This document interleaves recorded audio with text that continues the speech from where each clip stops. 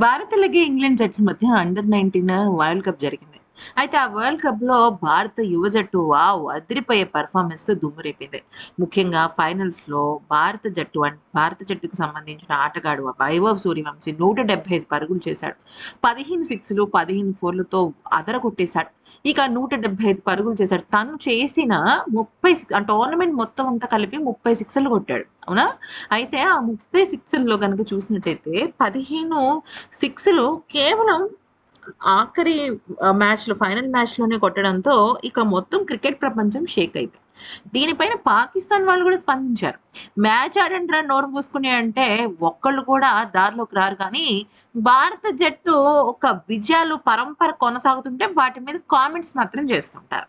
అది కూడా ఈ స్టా ఇప్పుడున్న ఆటగాళ్ళు కాదు. మాజీలు దిగ్గజాలనుకోవచ్చు. అయితే దానిలో షోయబ్ అఖ్తర్ వ్యాఖ్యానిస్తూ, "అబ్బా! వైభవ్ సూర్యవంశీ కొడుతున్న షాట్‌లు చూస్తే నాకు మతిపోయింది. నిజానికి నాకు ఇంగ్లాండ్ బౌలర్‌లను చూస్తే జాలి వేసింది. అటువంటి ఆటగాడిని ఎదుర్కొని అతని వికెట్ తీయాలన్నా, పరుగుల వరద ఆపాలి అన్నా ఇంగ్లాండ్ బౌలర్‌లకు కత్తి మీద సాములానే ఉండుంటుంది. కాకపోతే ఇక్కడ వైభవ్ సూర్యవంశీ మాత్రం దుమ్ము రేపే ఆటను ఆడాడు. మిగతా ఆటగాళ్ళు పర్వాలేదనిపించారు. తనది మాత్రం ఎక్స్‌క్లూజివ్ గేమ్ లాగా అనిపించింది. తన షాట్ సెలక్షన్, తన వే ఆఫ్ బ్యాటింగ్ అన్నీ కూడా చాలా బావున్నాయి. అతను రాబోయే కాలంలో క్రికెట్ ప్రపంచాన్ని నిజంగానే శాసిస్తాడు. కానీ ఒక్కొక్కసారి తనకి గెలిచాము, ఆ ఆట తీరు, ఆ విషయాలను తను హెడ్‌కెక్కించుకోకూడదు. ముఖ్యంగా తను తనలానే ఉండాలి అంటూ హితవు పలికారు. ఇక ఆ తర్వాత రమీజ్ రాజా ఇంగ్లాండ్ అలాగే భారత జట్ల గురించి వ్యాఖ్యానిస్తూ, ఇంగ్లాండ్ జట్టు కూడా అద్భుతమైన పోరాటమే చేసింది.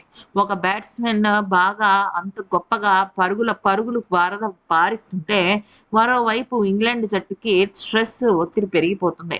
అయితే 411 పరుగుల భారీ లక్ష్యాన్ని కూడా వాళ్ళు దాదాపుగా 300 పరుగుల వరకు తీసుకొచ్చారంటే అది మామూలు విషయం కాదు. అయితే ఇంగ్లాండ్ జట్టు ఒక రకంగా ఆడితే భారత జట్టు దాన్ని మించి ఆడింది. వాళ్ళ గురించి ఎంత చెప్పినా తక్కువనిపించింది. వాళ్ళు యువ జట్టు కాదు. మంచిగా ఊపు మీదున్న జట్టని చెప్పొచ్చు అంటూ పేర్కొన్నాడు. ఈ వీడియో గనుక నచ్చితే లైక్ చేసి సబ్స్క్రైబ్ చేసుకోండి. Thanks for watching.